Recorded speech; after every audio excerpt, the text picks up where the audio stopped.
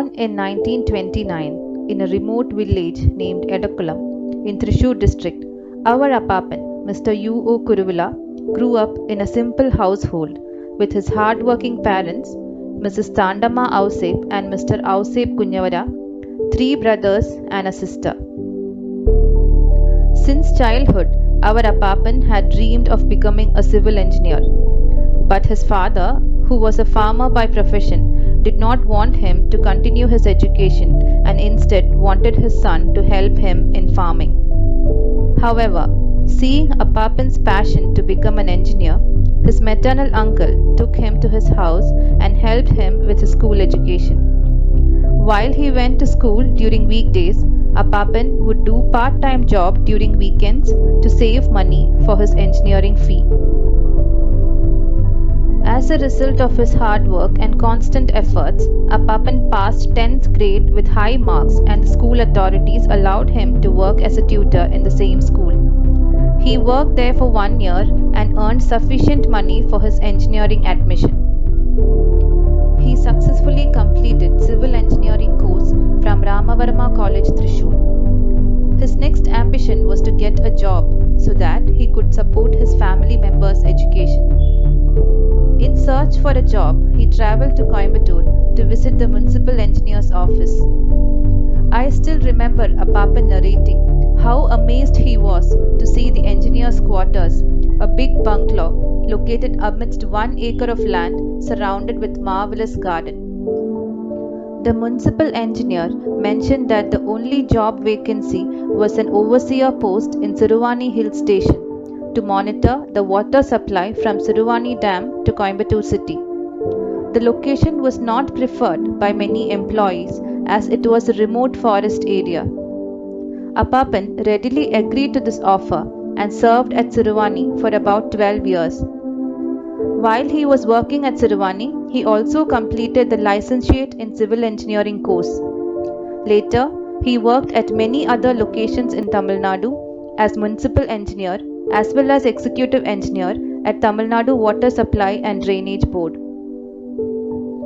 After many years of dedicated hard work, Appapan was posted as the chief corporation engineer and came to reside in the same bungalow where he had come seeking for a job years ago.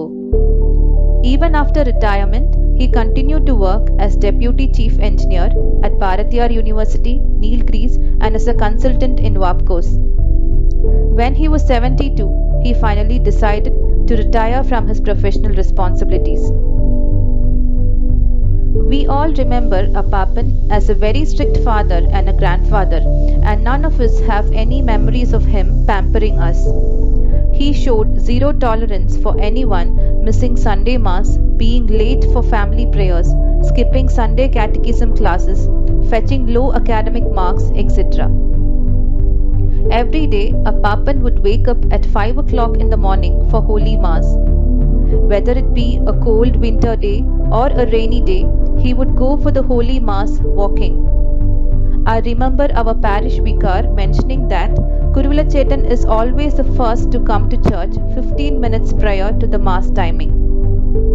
Not even a single shirt or a pen has he bought for himself. Appapan was always the first person to wish us for our birthdays. Every year on December 1st, no matter where we all are, we would receive an envelope from Appapan enclosing the Christmas gift. After his death, we found a letter he had written to his sons stating that there should be no feast conducted on his Remembrance Day. Instead, that amount should be utilized to provide a day's meal at an orphanage or an old age home. Appapan always reminded us that knowledge is one's greatest strength, and we have seen many instances of Appapan selflessly helping many people for their children's education or those who in need for medical assistance. Our Amama was not a very healthy person. When her sickness took a downward turn, Appapan was always there beside her, constantly on guard of her medicines and diet. Every year on the New Year Eve, Appapan would take a bus to Velangani. He made it a point not to miss the New Year midnight mass at Velangani. We have heard from Amama that he started going to Velankani on the New Year Eve even while our parents were young. Appapan loved non-vegetarian food. However, about 40 years back, after one of his routine New Year Velankani visits, Appapan decided to quit non-veg as a vow he made to Velankani Mada. We have asked him many times about the reason he made this decision, but he would only leave a smile and not say a word about it. Till the day of his death, he stood firm with the decision that he had made 40 years ago. Appapan's life, his values, selfless nature, and love has left us with a lot of memories that are too precious to forget. His was indeed a life well lived.